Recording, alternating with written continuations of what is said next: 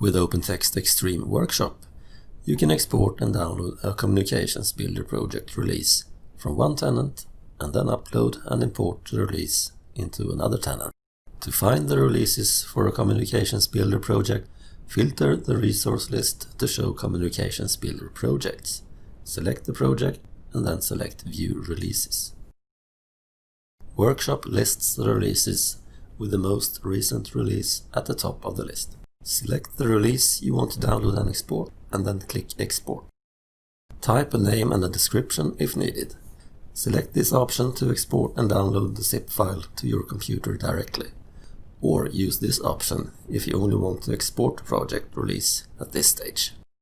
The export step packs all the resources included in the release into a transport package, which you can see in the transport view. The completed icon indicates that the export was successful. To download the transport package from this page, select Download and browse to the location where you want to save the file. Watch the next video in this series to find out how to upload and import the transport package. Thank you for watching.